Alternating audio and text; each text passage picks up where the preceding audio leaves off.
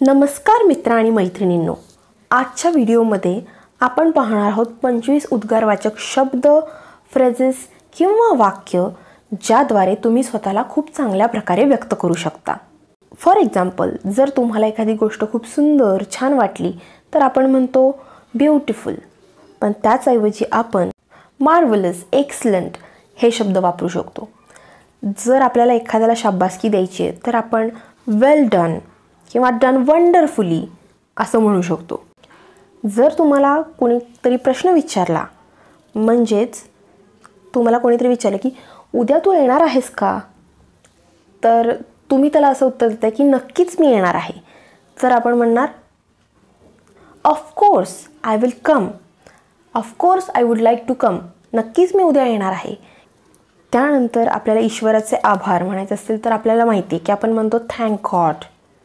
आणि त्याचबरोबर जर आपल्याला म्हणायचं आहे ईश्वराची कृपा तर आपण म्हणणार आहे बाय गॉड्स ग्रेस. किंवा आपल्याला म्हणायचं आहे अरे देवा तर आपण ओ माय गॉड म्हणतो, पण त्याबरोबर आणखी एक उद्गार आहे तो म्हणजे गुड हेवन्स. जर आपल्याला म्हणायचं आहे लवकर लवकर आवर, पटपट आवर, तर आपण म्हणणार हरी अप प्लीज किंवा मेक अ हेस्ट प्लीज. आणि जर आपल्याला एखाद्याला विचारायचं आहे खरंच, म्हणजे कोणीतरी एखादी गोष्ट सांगितली आणि आपल्याला त्याच्यावर विश्वास बसत नाही तर आपण म्हणतो खरंच खरंच असं आहे, तर आपण म्हणणार रिअली, हुर्रा आय हॅव वोन, म्हणजे आहा मी जिंकलो किंवा आहा मी जिंकले.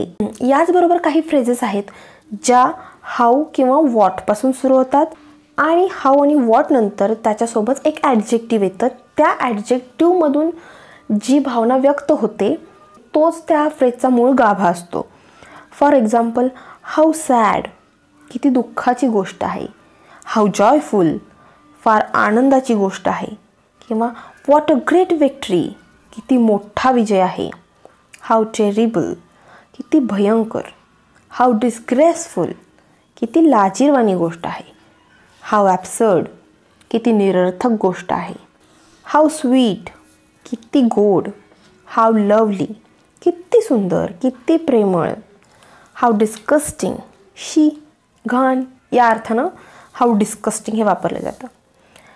त्यानंतर वॉटमध्ये व्हॉट अ पिटी, किती करुणास्पद गोष्ट आहे. नेक्स्ट आहे व्हॉट अ सरप्राईज किंवा व्हॉट अ प्लेझंट सरप्राईज, म्हणजे केवढं मोठं आश्चर्य किंवा केवढं सुखद आश्चर्य. याचसोबत जर आपल्याला म्हणायचं आहे की तिची एवढी हिंमत कशी झाली किंवा त्याची एवढी हिंमत कशी झाली, तर आपण म्हणणार हाऊ डेअर शी किंवा हाऊ डेअर ही. याचबरोबर नेक्स्ट सेंटेन्स आहे असे बोलायची तुझी हिंमत कशी झाली. याचं ट्रान्सलेशन इंग्लिशमध्ये कसं होणार हे तुम्ही कमेंट सेक्शनमध्ये सांगायचं आहे. आणि असेच आणखी व्हिडिओ पाहण्यासाठी लाईक करा, शेअर करा आणि सबस्क्राईब करा. थँक्यू.